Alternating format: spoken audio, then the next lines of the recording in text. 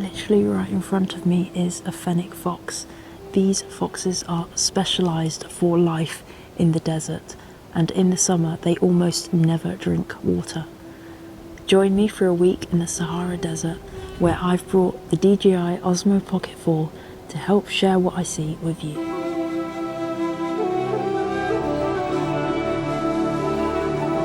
The Sahara Desert is the largest hot desert on Earth. Temperatures can exceed over 45 Celsius in the day.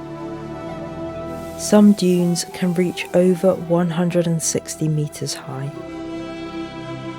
Wind is constantly reshaping dunes, meaning the landscape is always changing. Despite harsh conditions, the desert supports life, adapted to the extremes. Welcome to the Sahara.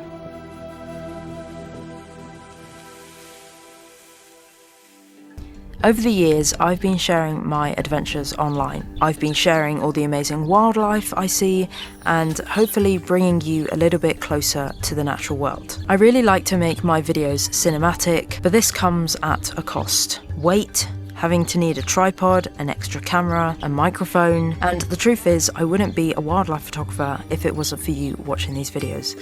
So it's really important that I do share these stories and share the wildlife I get to see. But the truth is, I've missed plenty of wildlife shots just trying to set up an extra camera and try and get the behind the scenes, but now I have a solution. This is the DJI Osmo Pocket 4. It has a gimbal, it's very compact. This is the microphone, which is tiny, and this is all I need. This is it. And this means I can focus on the wildlife photography. So let's take it into the Sahara and see how it does. In the afternoon, we set off for our first session in the Sahara. When we were arriving here this morning, I was so excited seeing the dunes from a distance.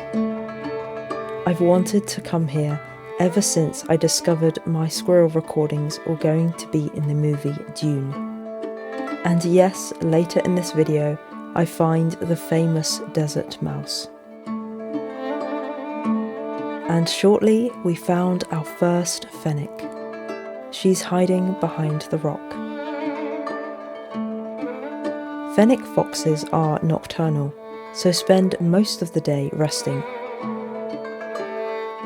After a bit of patience, Miss Fennec was up. It's showtime. With those big ears, fennec foxes have exceptional hearing. They rely on acute, precise hearing to detect prey beneath the sand.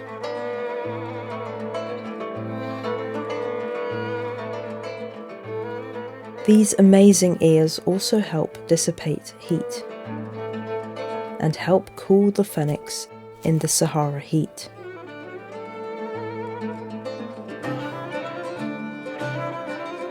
They actually have many adaptations for surviving the Sahara. They have thick fur between their paw pads to protect their feet from the hot sand.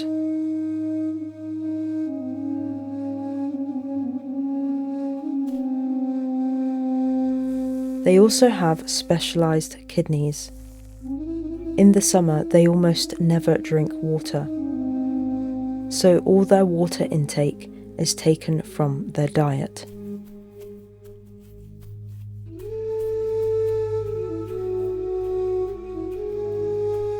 Like all foxes, fennecs raise cubs in a den. Fennecs dig 2 to 3 meters into the sand. These dens not only offer a safe place for the cubs, but also somewhere to escape the Sahara heat.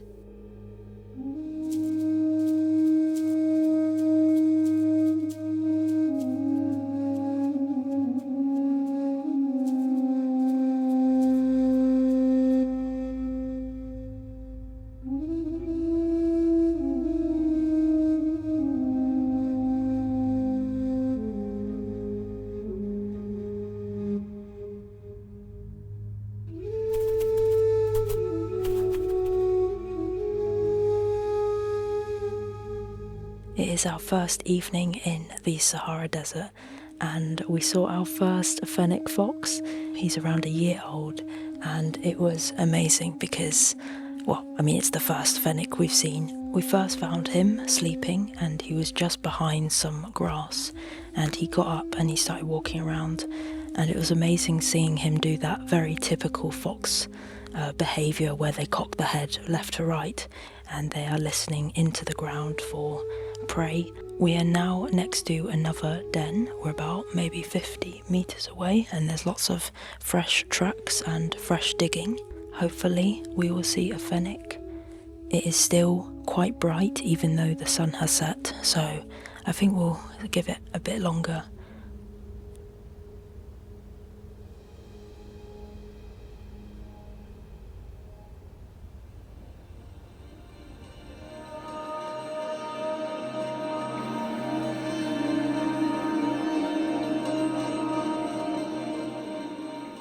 We called it an evening and headed back to our accommodation,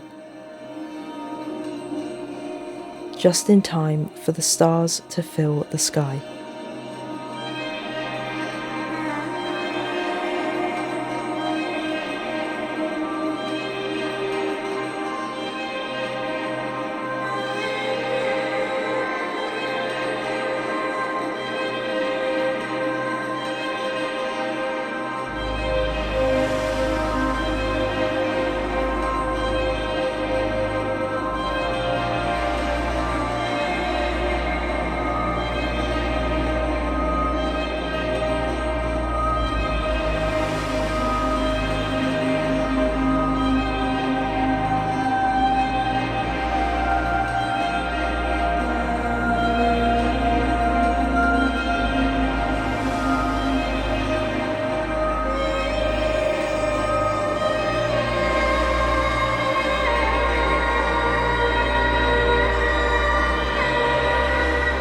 There's something about the Sahara that feels almost unreal.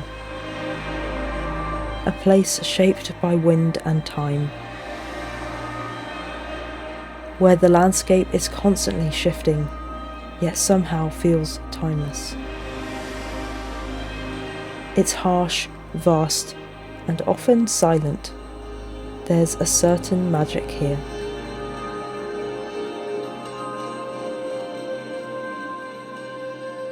We're only just beginning our time here, searching for wildlife. There's still so much to see.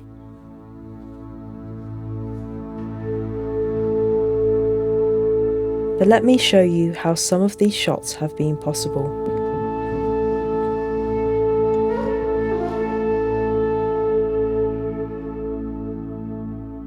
For this video, I'm of course going to be filming with my usual camera and lens, but for the vlogs and for the behind the scenes of me walking around and filming from the ATV, I'm going to be filming on the DJI Osmo Pocket 4, which I'm currently filming with, and I thought I'd share a few of the features that are important for me. So it shoots in 4K and high frame rates. This is really great for detailed and sharp shots. It also shoots in 10-bit D-Log. This is really good for post-processing, so when you're editing you can get more colours and more information in the shadows and highlights, and you're just more flexible for getting a certain colour look. It also has really good low light performance, so the sun set about maybe 20 minutes ago and I'm sure you can see me very clearly.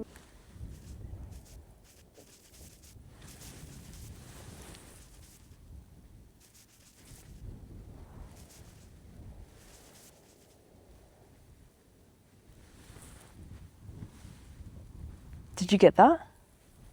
That was a Chisman gerbil, a wild gerbil. It also has a 3-axis stabilization gimbal, so this means I don't need to set up a tripod and it is just stable. This is really important for when you're trying to get cinematic footage. Just being stable is a game changer. As you've seen, it's really compact and portable. It's tiny. I've been using this little satchel and it fits in there, and I can fit all the extras as well inside, and yeah, it's so small. It also has built-in storage.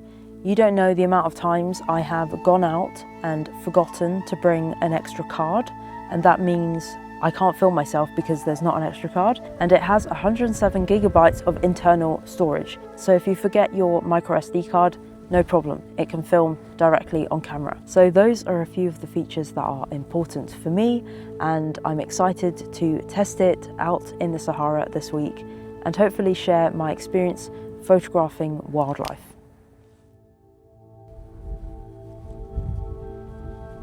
Some of you may know that several years ago, one of my baby squirrel recordings was in the Hollywood movie Dune.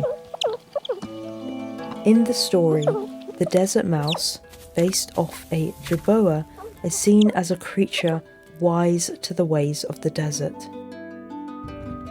So tonight we're looking for the jerboa and other small gerbils that call the Sahara home. First we found the fat-tailed gerbil. These gerbils have a prey response of sitting still when shined with light. We spent a few minutes with each and let them run off into the night.